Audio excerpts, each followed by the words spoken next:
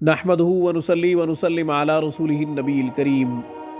नाज़रीन अस्सलामु अलैकुम व रहमतुल्लाहि व बरकातुहू। नाज़रीन, आज की गुफ्तगू बहुत ख़ास है। आज की गुफ्तगू में एक अजीब व गरीब वाक़या एक अल्लाह के वली का आपकी खिदमत में पेश करूँगा। नाज़रीन, हैरान कुन वाक़या, मैं ख़ुद हैरत में मुब्तला हो गया जब ये वाक़या मैंने पढ़ा। नाज़रीन, ये वाक़या रिज़्क़ से मुताल्लिक़ है, गुर्बत ख़त्म होने से मुताल्लिक़ है।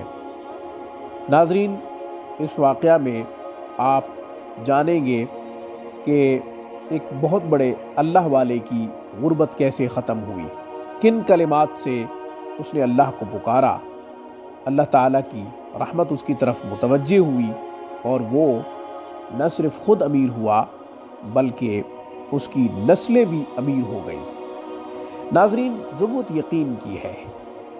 रिज़्क़ की खातिर हम परेशान होते हैं, फिर अल्लाह की नाफरमानी करते हैं, गलत तरीक़ों से पैसा कमाने की कोशिश करते हैं।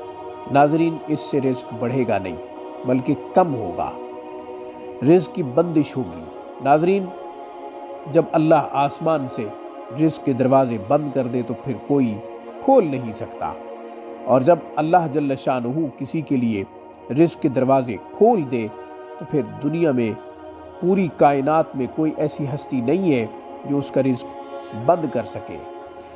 फिर इसी वाक़या में अमल भी आपको अर्ज़ करूँगा जिससे वो साहब अमीर हुए, जिससे वो अल्लाह वाले अमीर हुए, जिससे वो अल्लाह के वली और इमाम, बहुत बड़े इमाम थे, वो अमीर हुए। अमल भी बताऊँगा जिन कलिमात से उसने अल्लाह को पुकारा। नाज़रीन, अल्लाह से लेना आ जाए तो क्या ही बात है। जो शख्स अल्लाह से लेने का सलीक़ा सीख गया या उसको आ गया, वो इस दुनिया में भी जन्नत में है। आखिरत में तो जन्नत मिलेगी ही सही, मगर इस दुनिया में भी वो जन्नत में है। इस दुनिया में भी वो मौज कर रहा है। उसकी तो मौजें हैं जो अल्लाह से लेना जानता है, अल्लाह के ख़ज़ानों को अपनी तरफ मुतवज्जे करना जानता है, क्योंकि उसी के पास है सारे ख़ज़ाने। नाज़रीन, हज़रत इमाम आसिम राहिमहुमुल्लाह फरमाते हैं कि मैं मुफलिस हो गया, यहाँ तक कि मुताल्लिक़ीन अहबाब यानी आस पास जो लोग थे उन्होंने भी उधार देना छोड़ दिया, उन्होंने भी कर्ज़ देना छोड़ दिया। मुताल्लिक़ीन मुँह फेर गए। नाज़रीन, जब किसी के पास कुछ ना हो तो अहबाब मुँह फेर लेते हैं।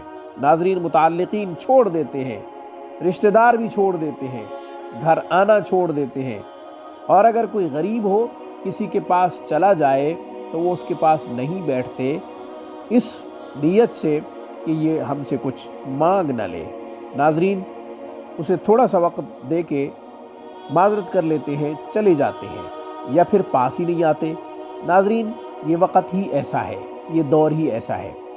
चुनाचे हज़रत इमाम आसिम राहिमहुमुल्लाह फरमाते हैं कि मुताल्लिक़ीन अहबाब, रिश्तेदारों ने भी कर्ज़ देना छोड़ दिया। मैं इस कदर मुफलिस हो गया। एक रात परेशान हुआ, तन्हाई में मैंने अल्लाह जल्ल शानुहु को पुकारा, 2 रकात नफिल सलातुल हाजत की अदा की। सुबहान अल्लाह, ये तालीम रसूलुल्लाह सल्लल्लाहु अलैहि वसल्लम ने दी है कि 2 रकात नफिल पढ़ के अपनी मुश्किल की आसानी के लिए अल्लाह से मांगा करो। इसी तालीम पर अमल करते हुए हज़रत इमाम आसिम राहिमहुल्लाह फरमाते हैं कि मैंने 2 रकात नफिल सलातुल हाजत अदा की।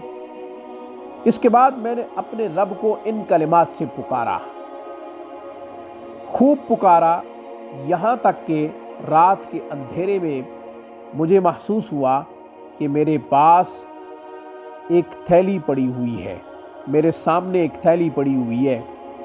जब मैंने उस थैली को खोल के देखा तो सोने की 80 अशरफियाँ उसमें मौजूद थी और एक हीरा था।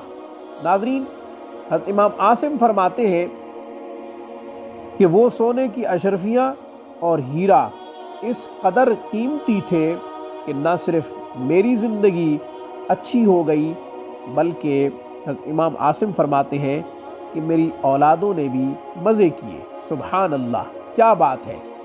ابھی آپ سوچ رہے ہوں گے، یہی ہے کہ انتظار کر رہے ہوں گے کہ وہ کلمات اب تک کیوں نہیں بتائے جن کلمات سے اللہ کو حضرت امام عاصم رحمہ اللہ تعالی نے پکارا۔ تو میں آپ کا انتظار ختم کر دیتا ہوں، میں آپ کو وہ کلمات بتا دیتا ہوں جن کلمات سے انہوں نے گڑ گڑا کے اپنے رب کو پکارا اور اس کے خزانوں کو متوجہ کیا۔ وہ کلمات یہ ہیں: یا مسبب الاسباب، سبحان اللہ، یا مفتح الابواب، یا سامع الاصوات، یا مجیب الدعوات، یا دافع البلیات، یا قاضی الحاجات، اللہم اکفنی بحلالک عن حرامک واغننی بفضلک عمن سواک۔ ایسے انہوں نے اللہ سے دعا مانگی۔ ان کلمات کے ذریعے اس نے اپنے رب کو پکارا۔ اللہ کے ولی نے، اللہ اس قدر متوجہ ہوا کہ نہ صرف اس کی زندگی خوشحال ہو گئی بلکہ اولادوں نے بھی مزے کیے۔ پھر وہ کلمات پڑھ دیتا ہوں: درد دل سے ان کلمات سے اللہ کو پکارا کرو۔ جو شخص تنگ دستی کی وجہ سے پریشان ہے اسے مایوس ہونے کی ضرورت نہیں، وہ ان کلمات سے اپنے رب کو پکارے اور مانگے۔ وہ کلمات پھر پڑھ دیتا ہوں، بہت اچھا لگ رہا ہے۔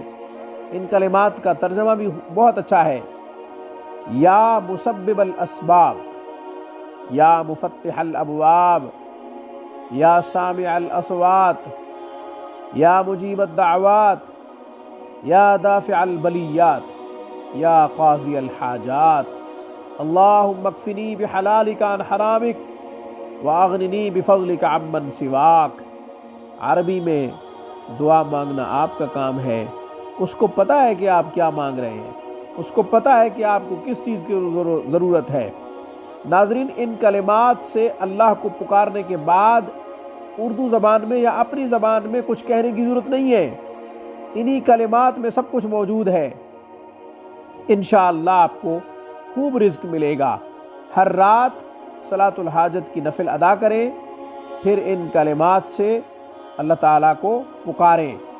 اول آخر 3 دفعہ درود شریف لازمی پڑھ لیں، ہاتھ اٹھا کے دعا کے لیے، پھر یہ کلمات پڑھیں۔ آنکھوں سے آنسو آ جائیں تو کیا ہی بات ہے، سونے پہ سہاگا ہے۔ ناظرین، آج کی گفتگو میں بس اتنا ہی۔ ناظرین، ہر رات اسی طرح کریں، انشاءاللہ آپ کے لیے رزق کے دروازے کھل جائیں گے۔ کسی کی طرف التفات توجہ کی ضرورت نہیں، پھر رب خوب دے گا، اور جب وہ خوب دے تو پھر اس کے راستے میں اس کی مخلوق کے لیے بھی خوب خرچ کیجئے گا۔ اقول قولی ھذا واستغفر اللہ، وآخر دعوانا ان الحمد للہ رب العالمین۔